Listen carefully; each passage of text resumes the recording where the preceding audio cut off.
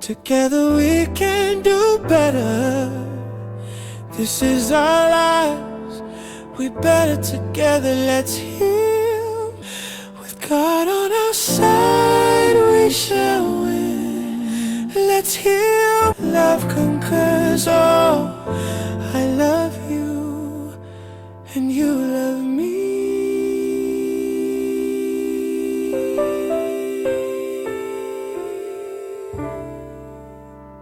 Greetings, Dumelang Lochani Sanbonani. Welcome to another segment of Let's Heal Together with myself, Umama Puma. Yeah, as I said, this season we are mirroring ourselves. We want to better our lives. We are looking into the mirror for a better reflection, Mdenwami. Welcome to the new subscribers. Welcome home. This is home. You want to be here. Where were you, in fact, this whole time? But anyway, just subscribe. Hey, hit the red button. And to my OGs, welcome and thank you for always being such loyal people to this platform. And please reshare. Let's continue the conversation down there. Numbers are there. If you want to be a guest, do me the honors, call, email, and we'll gladly host you. Today I'm very happy.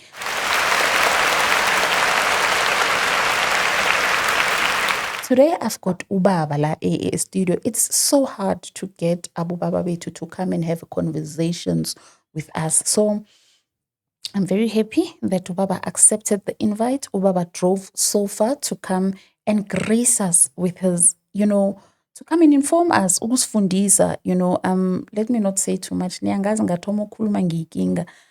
Kunjani baba Nkosi? Ngiphilile ma. Ngiyathokoza ukuthi wamukele isimemo. A man in your caliber, you didn't even, look down on me. You said, Mama, I'll come there, and you did. Ngiyathokoza. You're doing a great job. Is it? Yeah, you're doing a great job. I take it as an opportunity. Always when someone would think of you and open the doors for you, it's actually an honor, Yo, Baba Nkosi ngiyathokoza. Okay, for abantu bambasekhaya, let's just go back a bit. Ubaba Nkosi ngubani? Who is Mr. Nkosi? Angazi ukuthi ngizoyiqala ngakuphi. Ngoba ukube omunye ongilalele mangizothi ngusicelo. Uzothi usicelo igama lakho. Ngithi nguNkosi athi ayisibongo sakho. Ngithi I'm a male. Athi but that's your gender. Yes. Ngithi I'm a motivational speaker, that's your calling. Ngithi I'm a father, that's your responsibility. Ngithi I'm a South African. Athi but that's your citizenship or nationality. Manje umphendula umuntu emekubuza ukuthi usicelo ubani. Ngeke kube lula na uthi usicelo is the mind of God unfolding on earth. Yes, I did all the things that I've mentioned. I'm an author of the book Limping from Great Mess to Greatness. I also wrote in Legacy, Greatness Beyond the Grave. So that led to a business. So am I a businessman? I'm not sure. I think I'm a problem solver. Okay. I see problems, then I solve them. You come up with a solution. Yes. Unfortunately, ngaba nonkosikazi okwazi ukucabanga nami. Okay. Okwazi ukuhamba nami, okwazi ukubona nami uMama Nkosi. Then kwasho ukuthi labantwana bathi nabebheka babona ukuthi asina double up. Naba abantu bayasebenza phela ngeke sihlale sigoqa izandla. Noma ke kube khona oyedwa wathi hayi mina ngifuna go the academic route. Esikujabulele. Untombazanyana wethu okukuphela kwakhe. Uye ke osuke waphuma wayofunda. Laba abanye bafunda khona la ekhaya. Bagogoda khona la ekhaya. I-bank account ikhula khona la ekhaya. Okay. I was just saying to them that I'm planning to retire in 2 years' time. Okay. And not because I'm tired of working, because it says pushana sbaning.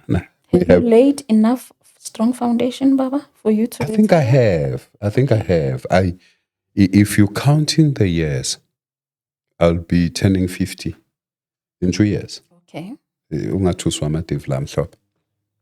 Is that the right retirement age? Yeah, and I'll tell you why. Because when I retire, I will have at least 17 years uNkulunkulu mesangcinile Okay. to be able to say to them, not that direction, go that direction. And when I see that there is a crisis, I'll be able to stand up because ngisasenamandla. Okay. So to retire late, for me, angi-impose. It is exactly what collapses legacies. Okay. So retire early. If there is someone that is sharp, kunzima. Because ukhumbula ukuthi uyayithanda le nto. Suze wafinyelela kuyo. But ngicela ukubuyela embuzweni wakho kuzokwazi ukuqhubeka. Ubani usicelo? Usicelo uyindodana. Uyindodana ku Patrick Nkosi noFakazile Nkosi, intombi yakwaShabalala. Yeah, and is a husband to Thandazo Nkosi and a father to my kids. How many kids? Hey baninganyana, ufuna ukwazi bapha ngibazi. Ngicela ukwazi wasemshadweni. No, but I have five. I have five. Five beautiful kids. Yeah, I have five. No. Ngiyadlala ngicabanga ukuthi khona ngamazi. Bonke yabazi. Hayi, ngibazi bonke. Nalaba ekungabona bami. Wonke umuntu uthi baba futhi ngiyambonga uNkulunkulu ukuthi wangenza ngaba mpunga kanje. Ngoba wonke umuntu baba nase officeini nangena ngisu Mr Nkosi ngubaba. Amen. So I'm a father wherever I go. And previously bengusicela, I've never been Mr Nkosi. And ngiyambonga uNkulunkulu ngalo. Wow, Baba, thank you for laying such a great foundation. I heard, through the grapevine, I heard that you are a businessman, which you just alluded, Kancane. I heard that you're a motivational speaker. I heard that you have businesses. Mati Maramosi, I want to rub shoulders with such prominent people. You're a community builder. Ubani lo ngihlebayo? Hey! Ubani lo It ngihlebayo? just says the impact that you have, Baba, on young ones. We are looking up to you. And siyayibona imisebenzi yenu. And can you just allude to my viewers at home? Umaktiwa u community builder. What is it that you are building? It's greatness. I believe in greatness. I believe in greatness where people do not see it. I believe that our young people in South Africa, they're great people. Whether they're taking nyaope, whether they're sleeping on the streets. Whenever I talk to them, those who are asking for money like Makune, Yes. I tell them, when I stop a garage and I realize this man is still young, I say, it's never too late. I remember there was one, Lapanga Park. I said, it's never too late to pursue your dream. To start over. Yeah. I asked him, what is it that you wanted to become? And he said, I wanted to be an attorney. I said, what's stopping you? I said, I wrote my book when I had no money. Bengicela 15 rand me. Ngiya internet cafe to type. Find that attorney within you. You see? Because your future is God's past. Repeat that to us, to the ones at the back. Your future is God's past. Explain that to us. Uma uhamba ngestimela usuka la ePitoli uya eGoli. Okay. Kukhona wayebeka lo mzila westimela. Okay. Waze wafika eBark Station. Wena ngoba ula ePitoli. Lo wayebeka lo mzila wafika la usathi uyakhona wena. Useyazi yonke le ndlela. Okay. Okay. So that's what I usually say to people. Njengoba bethi ngusomabhizinisi angazi mina ngisuke ngisolve le problem awungivuke senginemali ngiyabonga. Angazi noma ngusomabhizinisi kodwa ngiyayibona impela yona imali abantu bayangibonga ngalokho engikwenzayo. Kodwa mina angazi. Why are you so modest, Baba? Angazi kuphela ukuthi ngusomabhizinisi ngoba ngivuki ngithi ngiyofuna imali mina ngivuka kuthiwe kukhona umuntu oshonelwe othandwe wakhe. Ngithi mina asimlondele lo mlando masinyana. Kodwa nasulonda siwenza ube muhle. Bese ethi konjwa kuzothiwa malini, ngithi mina buze ofisini ukuthi konjwa lelitshe liba imalini ngoba ngibona ngathi liyabiza bese bayamtshela ofisini abanye babuye. But liyacela kodwa bengithande lona. Ngithi khokha lona. Okay. Angifuni sihluphane. All right. Uthi nawe icholo uyiqedelele. Enye ke eyezini ukuthi umuntu mefike ethi ufisa ukuthi kwenzeke lento ngoba simsolvele iproblem.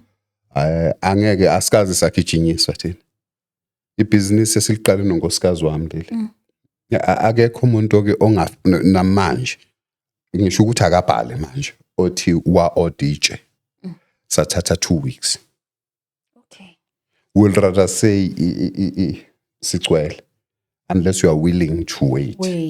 Yes. So akusi indlela ka businessman le. Businessman you must be shrewd. You must think about the money in the pocket. Okay. So angazi mabethi ngo businessman ngoba ngicabanga kanjalo. Ngithi ima uma ngaba ukwazi ukuma ungasinikeza imali kodwa wazi ukuthi uzolithola in 2 months or in 3 months. Size sifike ematsheni nje sikhuluma ngani. Konje sisusa kanje yonke lento esithi. But you know what, with me, I think you robbed us, when I asked who is Mr. Nkosi Ubaba Sicelo, you laid a foundation, yes, but what I want to know, as a young boy growing up, did you have the dream, you going to have businesses and all of that? Or it's something that emaleya maneya vumbukela somewhere in your journey? Mina nangikhula Nkosi yami ngangizibonela nje udokotela. Oh, okay. Ya ngangudokotela emqondweni wami futhi ngiphelele. Ngoba ngangathanda ukuthi abantu bakaNkulunkulu ngibabone bagula. Okay. Ngangizubhlungu noma ngidlula umncwabo ngingawazi. Ngithi if I was a doctor I could have saved that situation. Ngisenkhuluma ngobuntwana. Ngokungaqondi ukwenzeka kwezinto. Yes. Uyabona. Ngempela ngangudokotela nje emqondweni wami. Kwala ngibona inja ifa. You wanted to revive ngangifuna ukwazi ukuthi konje kungenziwani ukuthi iphile. Ngangudokotela nje emqondweni. Kodwa kwahamba safunda ke ephumzile ephiri. Yes. Ngoba ngicabanga ukuthi umama yiwo lo mlando awufuna. Ngafunda ephiri kwathi ngo1987 sahamba sayo eMgwempisi. Kuthiwa yini le ndawo eGreat Town. Akuwona uMgungundlovu, uMdlova. Safunda ke lapho nomfowethu uThabani. Ilapho engafunda khona ukuthi kuthezwa kanjani. Ila engafunda khona ukuthi amanzi akhiwa kanjani, ukusaha. Ila ngabona khona ukuthi intombi uma ingafuni ukuqoma iyathwalwa. Engijabulela ukuthi angisakuboni kwenzeka namhlanje. Ila ngafunda khona ukuthi ingubo iyawashwa emfuleni. Nesizibi impela siyazwasha impahla. Ngoba nje ngobusho ukuthi ngumswati kodwa uma ngalalela izulu uzobona ukuthi ngafunda kwelikaMageba. Ngakhula ke sase siyabuya sathi nasibuya ekhaya kwathola ukuthi kusase khona lezo idube kwaku1987 sahlala unyaka owodwa ngoba safika ekhaya sesithengise impahla. Isuitcase sasifaka amaphepha sasithi nasesilambe kahle. Ngicela nje ukungayichaza ukuthi kwangoba ngani. Sihambe sikwakhona umfana kwakuthiwa uMabhalane kuyo leyo ndawo. Sifike sithathe noma ibhuluku likaThabani kwesinye isikhathi ngithathe iShetland silithengisa sinikeza uKotape. Bese uKotape is avocado. Bese siyahamba siyothenga kwakunestore ngapha ngaphesheya kuthiwa kwaMali yakhe. Bese nasifika lapha sizothenga isinkwa. Okay. Bese sithenga uKotape bese sithenga Sweet 8. Sithathe ibhodlela sisolithola siliyakazi sifaka amanzi. That was you and your brother? Me and my brother. Okay. But a lot was happening. I don't want to waste time in what happened and what we went through. Kwase sithi nasesifika ke lapho sizofika sidle silambile bese kuba khona uthi komunye endoda kusasa sodlana. sekufanele sinqamule ke manje sigubhe sithathe-ke lawo card box sifake lapho phakathi sifake leso sinkwa sifake lo kwataphe omunye esiwutholile naleyo sweet 8 kwakuyikhulu 8 futhi then sigoqe sifake lapho bese siyamboza simboze kahle ukuthi nakusasa mangabe siphinde safana isimo siphinde sibuyele umfowethu uyeke lo engisebenza naye in one of the programs esiwenza nalaba bakwa One Life ekhulunywa ekuthiwa Truth About Money so we are consulting that's another thing that we are doing lessons eyenza ukuthi osipho bathi I'm a businessman kanti mina I'm just solving problems so I'm working with One Life on their program called the Truth About Money which is a financial literacy so we're doing that nationwide for One Life so safunda lapho kukonga so manje njengoba esebenza nami ku SNC lo abaye bathi usicela inkosi consulting kodwa sesibize SNC ngoba phela ngifuna ukuxakekisa izingane zami ngegama lami simame siyenze ibe ibrand sakhula ke saphuma eGreat Town masifike ekhaya kwaba nalezo idubedube kwaku 1980 ngamukela uJesu ngo1987 ngamukela uJesu that was 1987 I was 10 years 1988 safunda usizweni khona isikole ekuthiwa usizweni kuthiwa enhloniphweni safunda lapha nomfowethu sabuya sabona ukuthi yazi impilo yokuhlala kude nabazali I was 11 kusho ukuthi uThabane when I was 11 Thabane was 9 safunda lapha sabuya ngathi nasesifika kwasekufika isikhathi ke mina sokuthi manje kwangathi bekufuneka ngiye e-high school ngahamba ke ngaye high school ngafunde lavela eZola ngoba ekhaya bekuseDobsonville angaqonywa ungaqala ngaba nentombi ngafeyila ngaphasi Africans kuphela ngafeyila kakhulu bekuthi maku 11 abantu nabeyibreakini mina kimi siphumile isikolo ngithatha incwadi ngizibeke lapha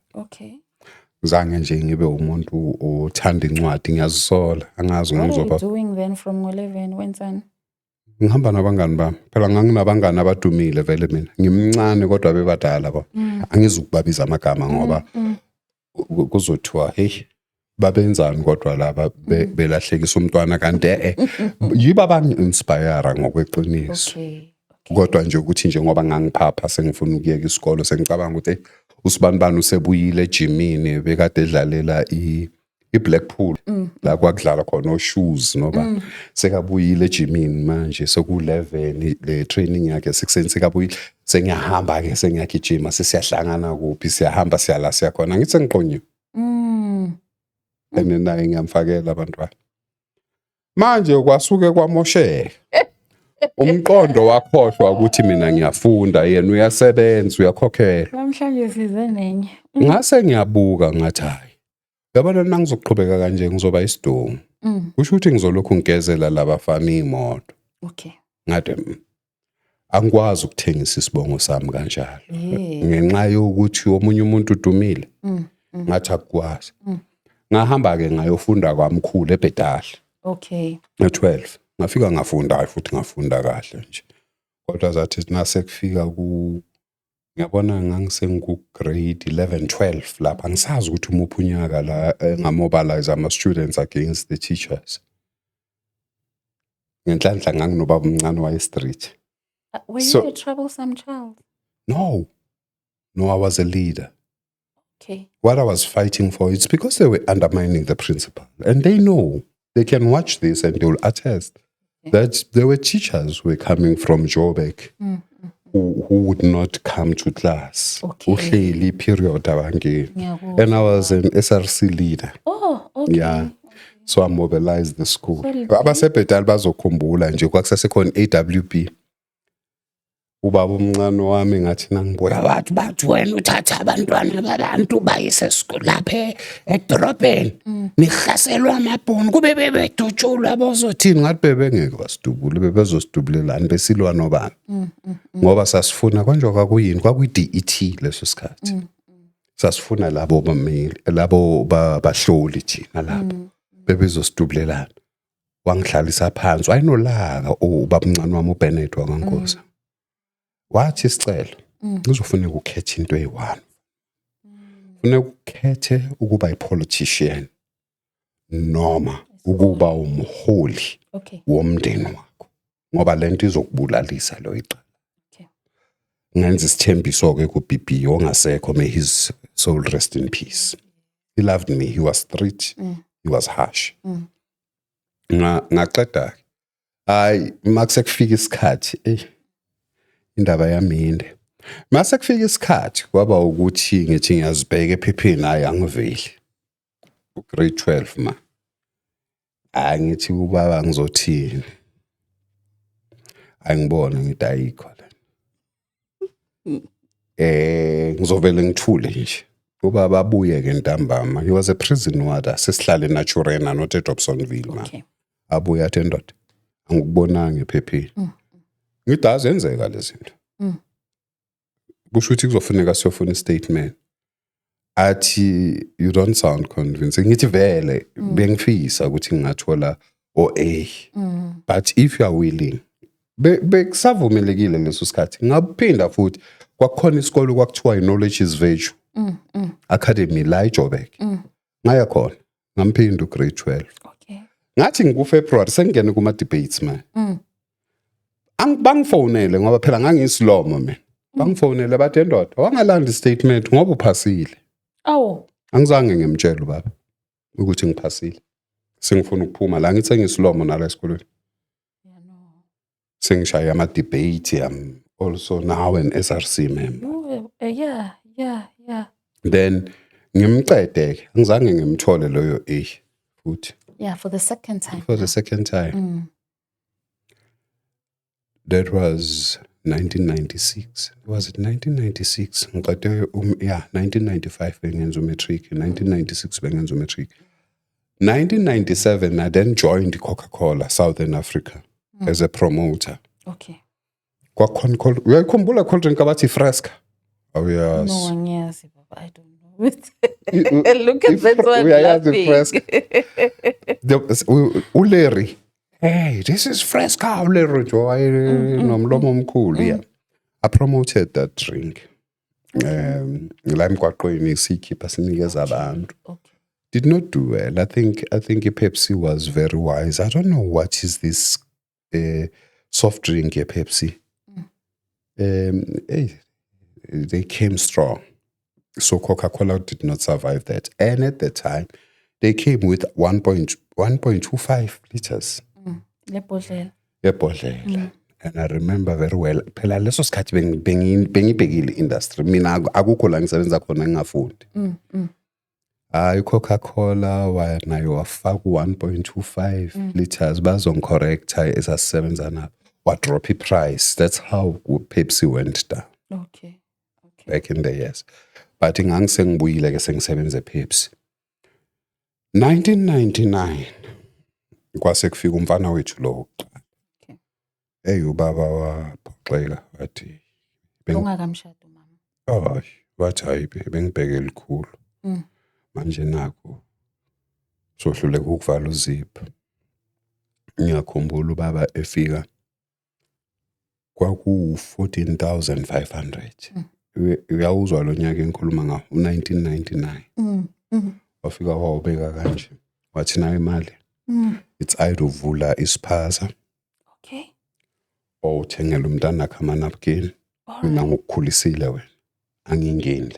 14,000 rand. 14,500. That was huge money. Ngahlala. Wathi nake kuvuka ekseni wangithola ngivukile. Wathi isicelo uyapi? Uzoyilalela uNkosi ngizomsherela. And I think he will comment mangabe unasase nawo Facebook. Wathi uyapi? Ngathi ngiyofuna isikolo. Wathi kuphi? Ngathi angazi. but ngicela ukusebenzisa le mali onginikeze yona. Baku 14,500 rands cash. Ngithathe le mali ufake esikhwameni. Hambe ngiyofuna isikolo ngiyedamelini, ngithola isidamelini ibikade ibizanyana.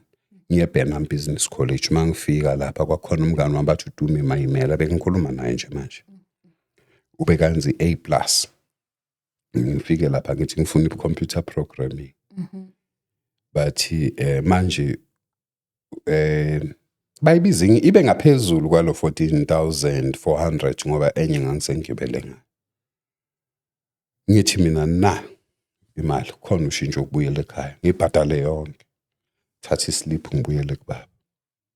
Athi so decide ukwenza njani ngithi asengiqedile. Nasi islip sakho.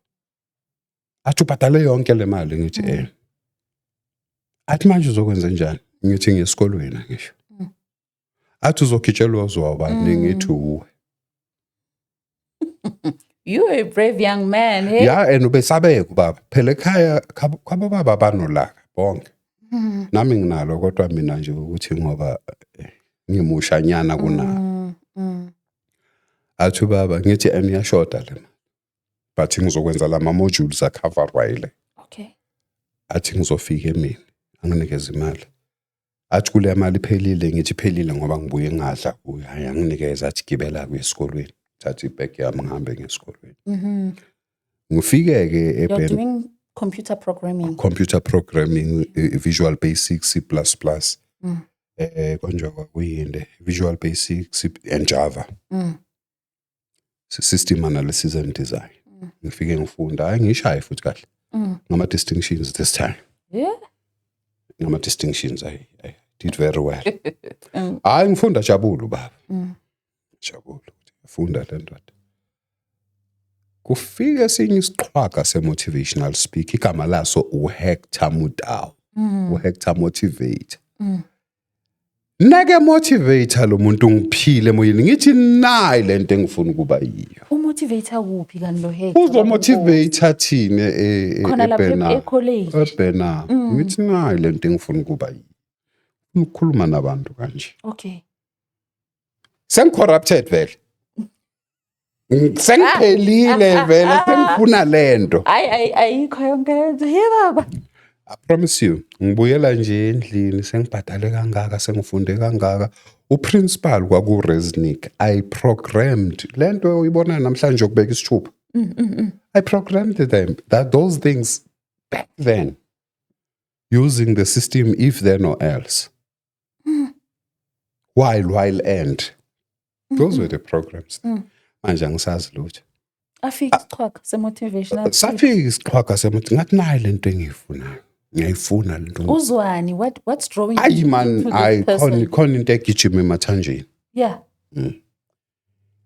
Alright, asiyeke ka Hector but Hector is good even today. Hector is good. You can check him out. Hector Motivator on Facebook. I will. And get him. Umtshela ukuthi uye lo wangiyekisa into ebese ngibambile. Uyazi kodwa naye.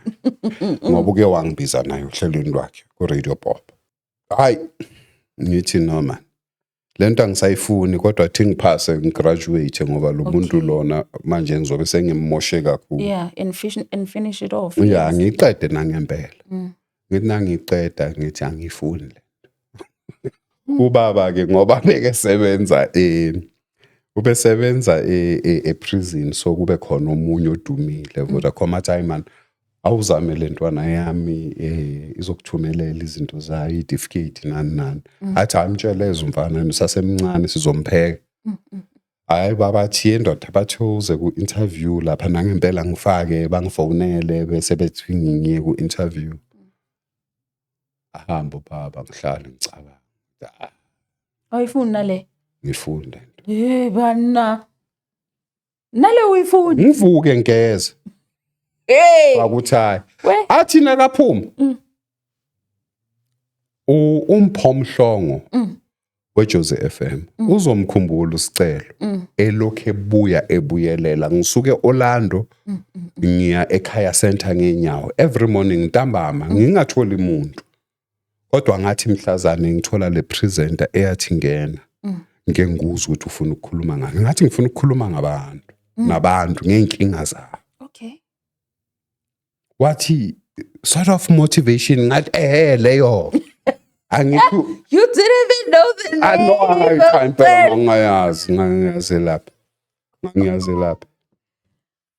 Ngithi leyo ke. That one right there. Angifaka unana, angisazi unana muloya. Ngifake ngathi ngiphuma uMphomhlongo wathi lalela. Next week same time you are here. Babsicelo, you didn't go. Okay, you finished. Uyazi ukuthi ngayithola impama? Can you imagine? Nambe ngakuphi impama. Awangishayi baba. Angishayi. Wangibuza ngiyaxolisa ukunqamula. Wangishayi baba. Ngoba wafika wathi hey, hambe kanjani kwi-interview? Ngathi ngihambe kahle yazi mosama interview. Yaba interviewer then bakutshela ukuthi bazokubhiza ngezwa thwa. Bazongenza isilima bangifonele bathi awuyazanga ku-interview. That was the day I told my father ngathi angifuni. Wathi uzokwenza njani? Ngathi ngizobona ukuthi ngiphuma kanjani ngempilo angifunda. Ziningi obungazifuni babsicelo. uNkulunkulu in his wisdom uyahlala emoyeni womuntu. Okay. Uhamba nje la emgwaqweni uyibona i-double story yakho efana nale. Ube uphume ekhaya emgwaqweni. Uzibona uhleli phakathi kweFerrari. Ubona ugcwele imali esikhwameni. Ngoba ukuhlakanipha kuNkulunkulu is the spirit of God imparted into a human mind. Ayigeji leyo. So dreams are valid, baba. Yeah. Ngangibona mina lento engifuna kuba yiyo. Hayi yonke lento abangitshela yona. Just bonga zilegama man. Ilamagama. Yeah, igama. Chaya, but when you knew ukuthi uya. Ngiyazi ukuthi umuze ngawubona njengoba ngithi ukuhlakanipha kaNkulunkulu kukhulu kunabo abantu. Ngamuze ngihlala kuwo manje ngawubona kudala. Yes. Oh, okay. Inqola le kaNkosikazi wami. Yathengwa for her 40th birthday. Okay.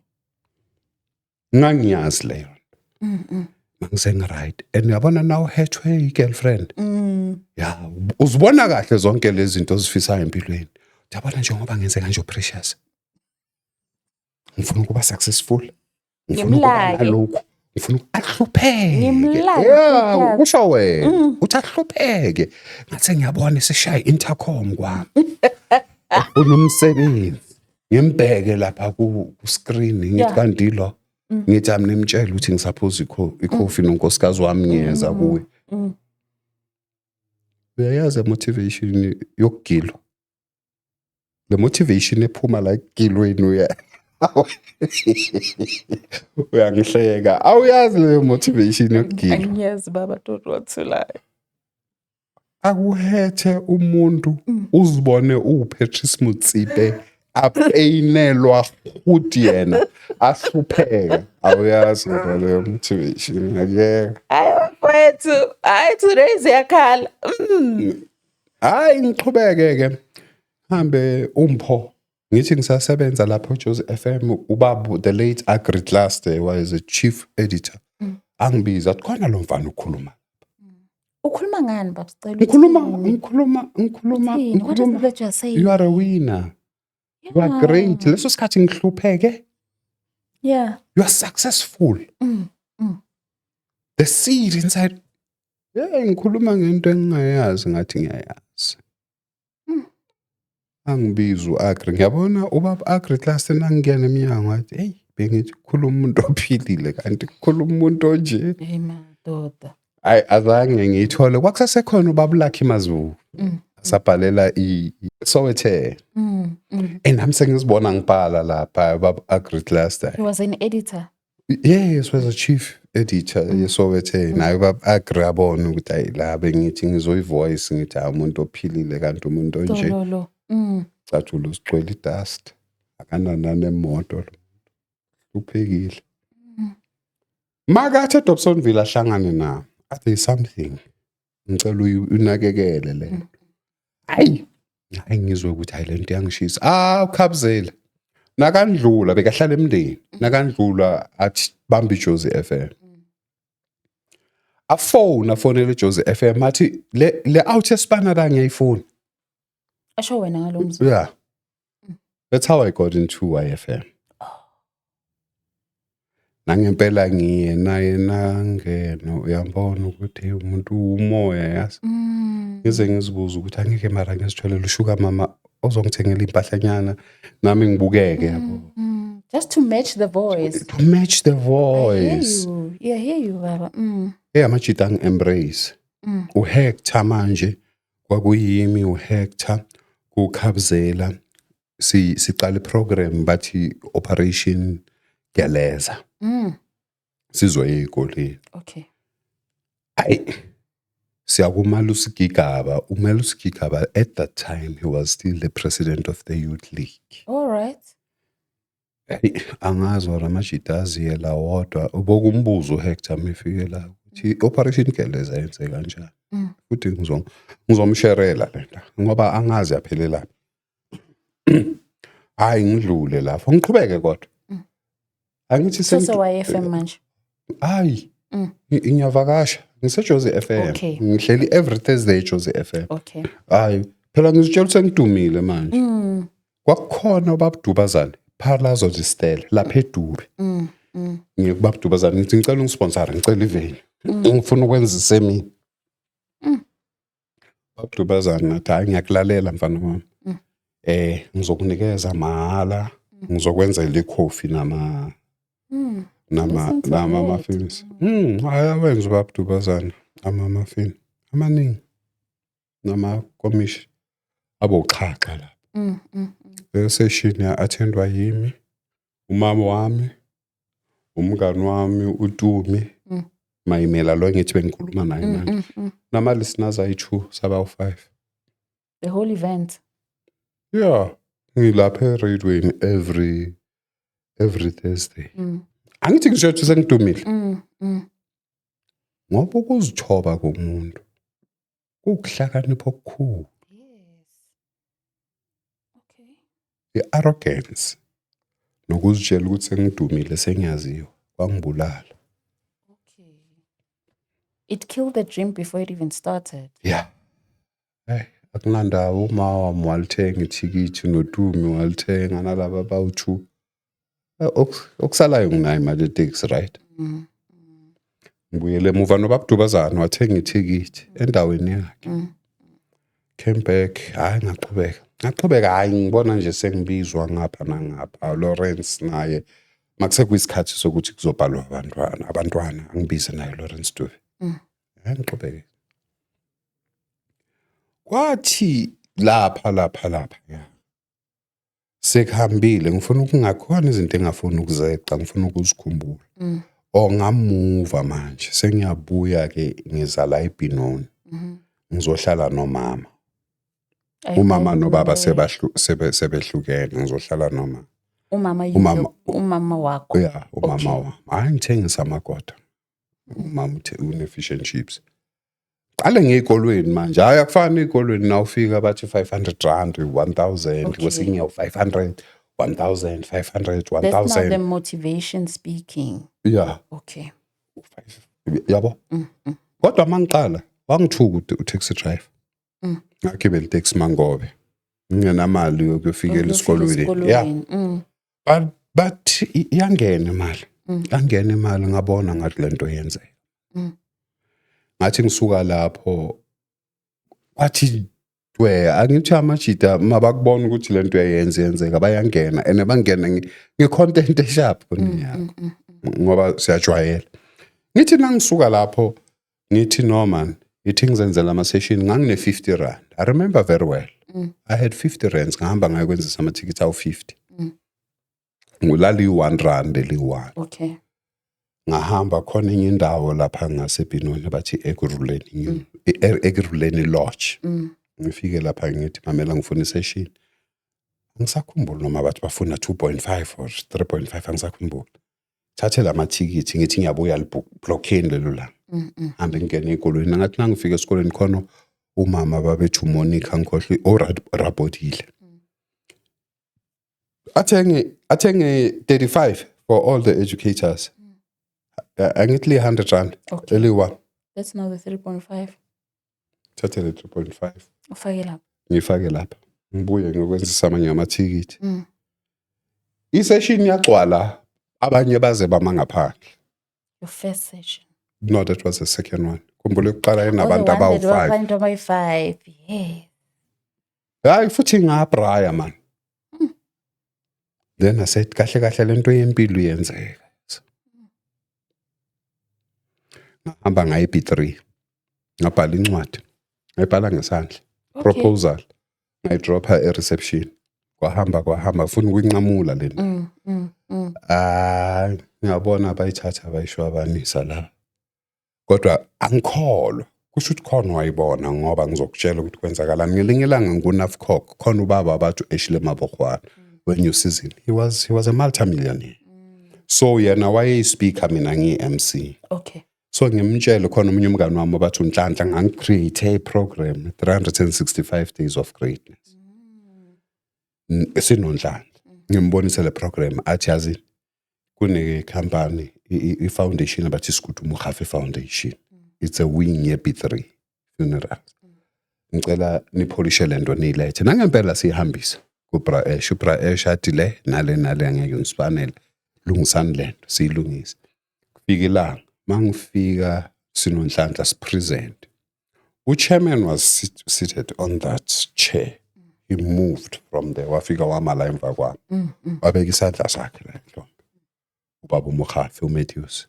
But I've got a very good feeling about it.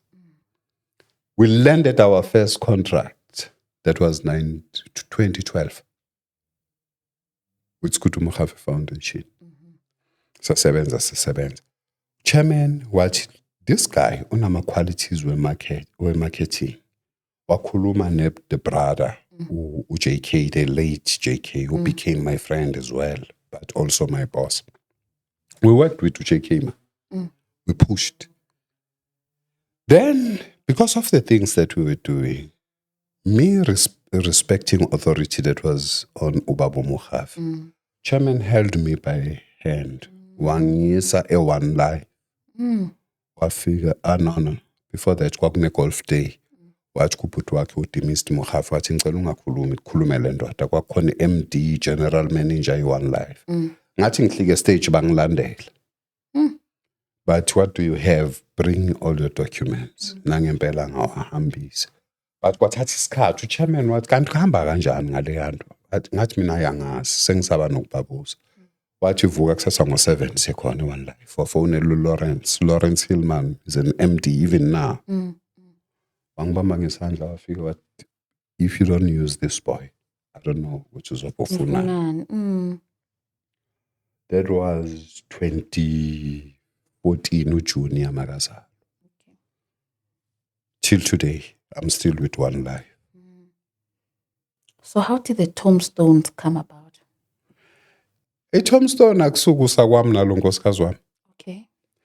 Lo muntu usenzele ama tombstone usicharge imali nakaqeda uthatha le mali yethu uthenga uthengela abanye abantu ama tombstones ngemali yethu wenza 3. Lo mkama athi maro yabona ukuthi le material yethu simbuza phiki athi give umkami itest le nangempela ngihambe ngifuna indawo ezithengisa ngenze poster mina ngathatha ama tombstone ku internet ngitshela graphic designer yethu ngathi faka ukuthi esenze tombstones la fake lapha wafika our first client bought 3 tombstones. Did you have knowledge of it? Why do I need knowledge? So ubani yenzo ubani? Inzwa labantu abakwazi ukwenza. Hayi mina abaphula umsebenzi. No, mina I'm lost. I'm lost, Shama. Ngifuna ukukhuluma manje. When you are a leader, you are an organizer. So I got that gentleman okwazi ukwenza tombstone, ukhatha tombstone. I had that gentleman okwazi ukupolish tombstone. Okay. Sinonkosikazi wami together. sathola that one okwazi uku-installa and nalaba bakwazi uku-installa ngafaka i-advert ngacela i-deposit ku-client la nginika ngahamba ngayothenga i-material njengalo ngawenza ama-tombstone. Okay. I got a little bit of profit. I took that money back into that business. Okay. So leadership was there. Business guy was there. You were that kind of a person. Incwadi yethu le limping from greatness to greatness. Ngangiboleka imali kumama 15 rand ngiyoyitype, but I'll bring the copy. It was published in the USA. Incwadi engibhale ku internet. You see the problem with people. Abantu abakholwayo abalandela uNkulunkulu abayazi lento abenza. The problem is that they want to know God. Why would you want to know God? They want to believe in God. Why do you want to believe in God? Okay. Mina, my first step, I believed God. Okay. You didn't believe in God. You believed God. I did not want to know Him. To know Him for what? Okay. I don't want to know water. Okay. I drink water. I want an experience with water. Oh, okay. So I had a God experience. And that's my journey. That's what I teach my children. That's what I teach myself. That people, when they come across you, they must experience God. They must not believe in God. They don't even want to know God. Why do you want to know the sea? Ukuthi iqala phi yaphi bese wenzani bese uyaphukuta across. No. This is the sea. God is God. Leave Him to be God. Just experience Him. Hambe uhlala lapha athi kwa magagas and feel the breeze kaNkulunkulu and experience God. Lokholwa ukholwani into yazi. Why would I believe that you are Tutuzile? Because I know you are Tutuzile. Okay. Why do people still believe? Believe what? Believe God. We know He's there. Experience Him. Okay. Ukholwa okwenzani? Ukholwani? Usayenza into ye-motivational speaker. Mina ngiyabuyela ngithi ngibuyisile wena uqaphele. Ngithi ngibuyisile. You can't be leaving us. We need you. No, I'm back. Believe in God. Why do you want to believe Him? Allah. I don't believe in God. Mina laba bathi nama atheists angandaba nabo ba right vela abangamkholo. Why do they want to believe in Him? Why do they want to believe? Angandaba. Ba right vela. We are experiencing Him. We are a generation that is experiencing God. In our struggles, we're experiencing God. In our sickness, we're experiencing God. In our poverty, we're experiencing God. In our riches, in our joy, we're experiencing God. We experience Him kulento abathi zokubeka phansi. And you experience God. Even in death, we experience God carrying our spirit to the other side. We have a God experience. Why should we care? Oh no, our generation needs you, Babstelo, because I don't want to lie. I think our generation, they feel defeated. They are not motivated. They don't want to wake up. I think they want easy things, and if easy things are not there, they feel tired. They don't want to start something out of nothing. Because what we just learned today, you built yourself from ground up. Yeah, it's because the government see, not because they are not doing enough, because they are creating dependency on these kids. So parents are defeated by the government because they're creating that dependency. They give them thola umntwana ngizokubhadala. Hlala ungasebenzi ngizokunika 350. Yes. And you think that those people will wake up and work? There is no way they are going to get votes without creating that dependency. Unless we say to these young people, move away from that thinking. Fix your mindset. Yes. That 350. I'm talking about my son, Stella Junior. 350. I mean, really, Baba, now I always ask myself, Abo Baba Makaya, how do you take a care of a household in a 350? 350. Yeah, no, it's a joke. Bese bakunikeza ilofu. It's a Bese joke. bakuthengela iKFC bakugibeza ibhasi. It's a joke. Uye kurala. Oh, listen to that. Hey? You're taking the whole doctor. Umfake ebhasini. Umnikeza iKFC streetwise 2. The whole doctor. The whole farmer. Into ebuhlungu nje ile. The problem akusi government.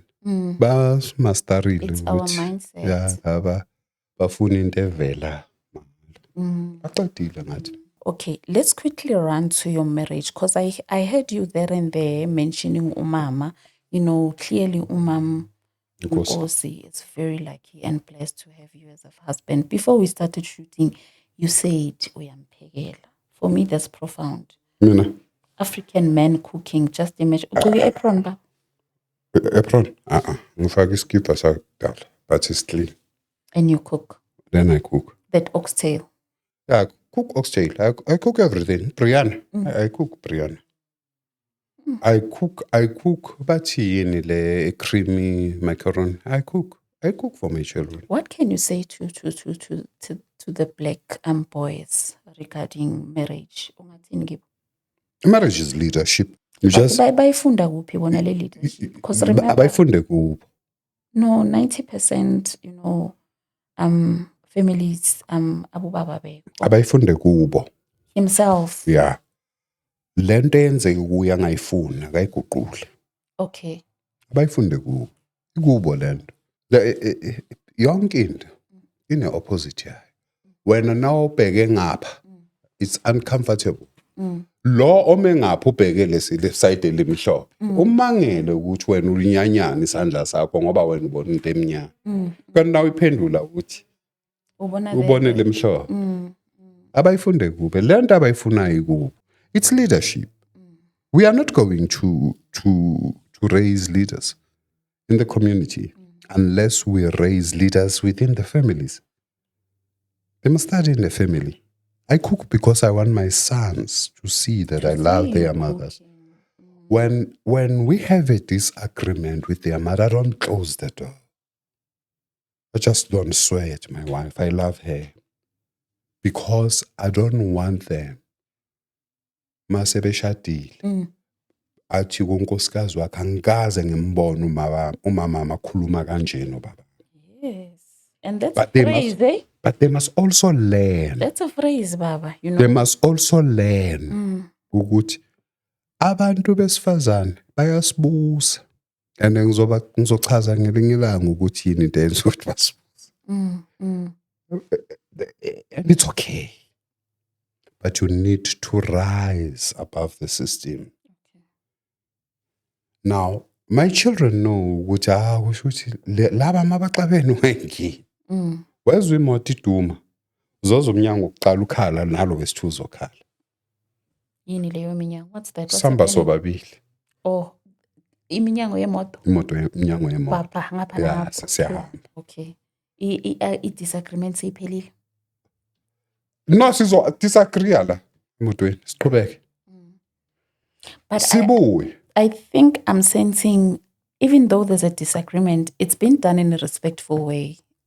Because you are saying you are not swearing at your wife. Kube harsh.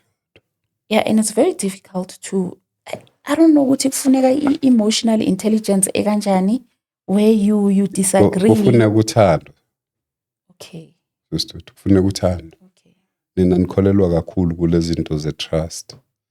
Mina, there is only one thing that rules my marriage is love. Thokozi ngokubi does not keep the records of wrongs. Uthando. Ngamtshela mina sisaqala. Noma uma ungambingelela manje uzokutshela. Does he believe in trust? Umbuzo kanjalo. Mtshela ukuthi mina ngithembi kele.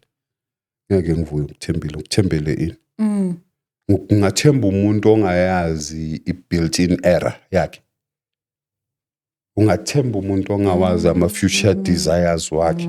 Hlangane Patrice Mtsipa akhulume no-Dr. Muloyi athi, I want to take this woman as my second wife. Akakaza icabange leyo nto umntana abantu. I trusted you, Thandazo. That's what I must say to them. We use trust to blackmail people. If you trusted someone, you wouldn't even talk about trust. But I think we are taught ukuthi umuntu ufana umthembe. Lithini iBhayibheli ngokuthemba umuntu? Trust no one. Busisiwe umuntu uthemba lakhe kuJehova. Thanda lo muntu, unezinto zakhe. Mthande lo muntu. uNkulunkulu uzokulwela. Ume nikezwe ukungamthembi. We're talking about insecurities kaningi. Insecurities are bad because mawuphumile uyastora sengithi ngibonile vele kufike le yamoto emhlophe leya. So yaphuma uyastora no. That is insecurity, but trust is love. Thando sibekele inqwaba yezona. Because you know what, Babsicelo, we cannot run away from the fact that, you know, as Black families, we are breaking. We are really breaking, and we need to correct that in a way. You know, our boys are growing up without fathers. They don't know who to look up to. We are here. But remember, Ubabsicelo is based somewhere. Ubabsicelo can't be everywhere and anywhere. I don't know which father we're looking for. Angisamazi mina lo baba esimfunayo. Sesihluleka ukubona lo sinisela imvula sesibhema inyawupe. Sesihluleka ukubona lo sikhanyisela ilanga. uJehova. Imuphi lo baba? Wathi lo ebuzu uPhilip ebuzu uJesu athi, show us the Father. Wathi, if you have seen me, you've seen the Father. Kukhona ubaba man. Kukhona ubaba oxoxa intandane. Kukhona ubaba ongasibaleli. Once we take God and take this God back to his people, then they know him as a father. Then the people will know what a father is. Ngoba thina singobaba sijike sibe nobuthakathaka. We need to model God as a father. We need to model God as a father, and I promise you, we will win the battle. Angiyazi lento eyenziwa amajita. No, I feel very sorry, man. Angiyazi lento eyenziwa amajita ukuthi ngempela vele le ndaba iphelela lapha ku ejaculation. And then iphele lapha. Yes. And your seed is left abandoned. You see why most black people will never be farmers. You need to grow your seed, ne? And by the way, we are farming as well. Seed, we are farming livestock. It's SNC livestock. That's why. Do you have a foundation, Babsicelo? Ngizoyiqala ifoundation yimele ehambayo le. Hambayo. Sizoyiqala manje. Manje siqala a project. I was talking to my wife about it. Siqala ne budget insurance. Okay. We have just landed another contract. Ne budget insurance. So I will run it most probably for 3-4 months. Okay. Get one of my sons, not my biological sons, and daughters, and say, can you run this thing? And I watch them, they run it, they give results, we give it to budget. I have children. My children are unemployed. How many % of them that are unemployed? I do have. I want to build multimillionaires from nothing. Not because I'll give them money. I don't have money to give to all these people. The best leader is not the leader that will take you somewhere. He's the leader that will lead you back to yourself. Okay. And find your true self. And let your true self flourish. And then I don't know what to say other than what we heard. And last words to our black boys at home. But that thing is actually more difficult than to succeed. Land or land for Nuyans. Nebona na ukuthi anibhayizisa. Lento yini? Inkinga ukuthi they don't know where to start, Babsbego. They don't know. No, they need to start with themselves. They must start with their dreams. Mina ngayibona into senginikiwe imali ngayofunda. But ukuhluleka kunzima kunokuphumelela. Ngithi ngiyabona ukuthi yanibhayizisa lento yini. Yokuhluleka. And by the way, umuntu akahluleki. Hluleka method. And you try another one. Hluleka method. Find the right method. But into engizoyisho kubo ukuthi the greatness is within all of you. You choose not to see it. Sure, but we must accept, we live in a very corrupt country. It's not easy. Labantu ba corrupt for themselves. That one we must put it out there, but it's very difficult. They're corrupt for themselves. I'm telling you, as I'm speaking to you now, there is a young man now, Angmas, in a shack somewhere, who's taking his first step towards becoming a multimillionaire. Now, as I'm talking to you, Angmas, Angbon, but there is that man. It is just when you say to yourself, to become is far greater than to have. I think you are saying we must have the right mindset, basically. Let's fix our minds. Let's fix our thinking. Cabange kahle. Qala ngale alarm uyithi snooze every time mayikuvusa. Obey it. Keep the promises that you have made to yourself. When you said I'll wake up at 6, mayikhala. Ungayicishe. Wake up. Wake up. Qala ngale ama promises owenze ma uthe uzophuza 6 glasses of water. Start with that. When you said you will never leave the room ingandlulwanga, start with that. When you say angeke ngiphinde ngigqoke iteki elingcolile, start with that. And build confidence. Over time you'll see. Ayikho kude nawe lento uyifunayo. It's just right beside you. Inside of you. Inside of you. Around you. Everywhere. Everywhere. To abobaba basekhaya. Mashita. Sibathande nabo sestera ngithi sabalana. Sathi sinamakamera ngcono. Noma lingekho ngcono kunela ku. But la futhumeza ba. Mina my mission with my wife is that angizange ngimthathe aswele indawo yokuhlala. She had a home. She had a home. She's a last born futhi bamthanda, and she was working ngamiyekisa. I do love her. Ngiyamncane. And bahla abantwana la ngaphandle. Yes. Yay! Amachisa, but abaphili. Amen. Abaphili mina ngafunda leyo nto ngabiyekiswa yibo lobusoka obangufeyilise level. Ngabona ngathi lento yabhayizisa. Ngiqedelana nemali. So uthini kubo baba, they must be focused at home? Ukudlala ngemali. Abakhe their empires. Focus. Asa angisho ukuthi yazi mashida angisho ukuthi temptation angeke ibe. But mawucabanga noma mncane 1005 sithi umbona kayo wami ngeviki iPagewood is about 1005 plus 1005 iviki lesi2 that's 3000 6000 for the month. Makayeza lapha ngemoto it's another 500. Futhi ayiseke petrol 500 asithi 1000. So it's another 4000. So it's 10,000. Just say just askashanyana this. There are 5 minutes angazi noma 10 minutes. Noma hour whatever. 10,000 gone. Ashote ngemali yebond. Umniki phela amatayela. Ufuna imali enwele, ufuna pocket money.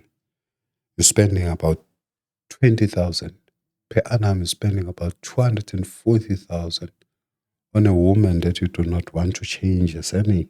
Bring it down. What are you saying to them? I'm saying, Nyaka, uzungcono nalo thatha isithemba ngisho ukuthi abantu abasithathe.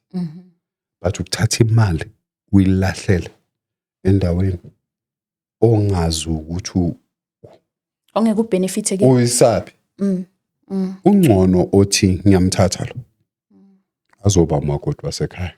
Abe wesibili makevumile umamkhulu. Kunalo 240k. Awuthi 240k times 2, that is 480. In 5 years uzobe uspende emalini ayingahamba mina sisiduda.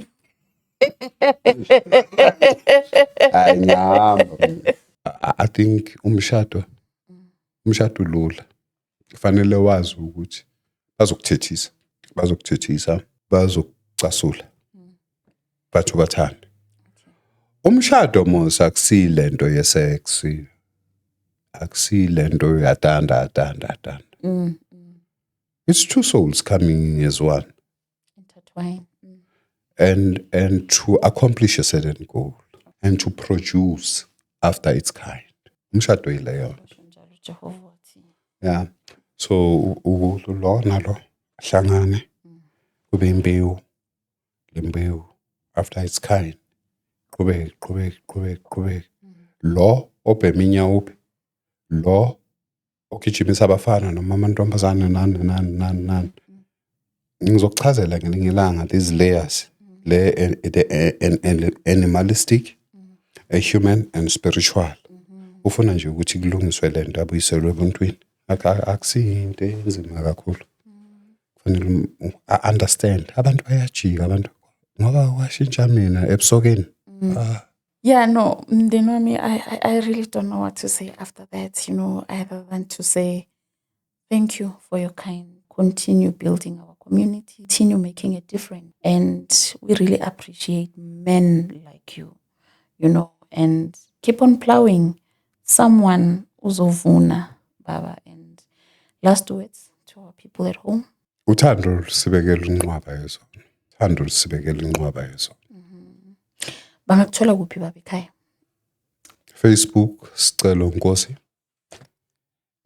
Bathini le egijima kakhulu manje. TikTok Sicelo Nkosi Legacy. We can call our office number. Ngiyazi ngekhanda. Yeah, na ngithole nje lapha. But ngizonika inamba yami ngoba angikho nzima. 063 376 0695. 063 375 0695. Ngingangisheli ngishadi. Okay, I think my people has established that. They won't.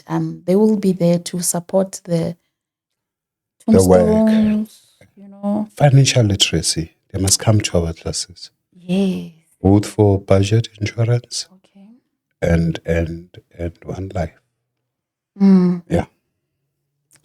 Guys, ubaba Nkosi ushilo ukuthi siyamthola kuphi ku TikTok na ku Facebook. He gave his number. Please, if you want to get in touch with him, kindly do that. And thank you for watching the episode. People, share the episode and press the red button. Please subscribe to grow this channel. We want this channel to reach the highest avenues so that it can really, really bring changes in people's life. As I said, the emphasis is on healing. We want to heal families. We want to heal homes, and really, really make a better village, country, South Africa, universe, you name it. Ngiyathokoza abantu bami basekhaya. Love and light. Ngumama Puma. See you on the next one. Together we can do better. This is our lives. We better together. Let's heal. With God on our side, we shall win. Let's heal. Love conquers all.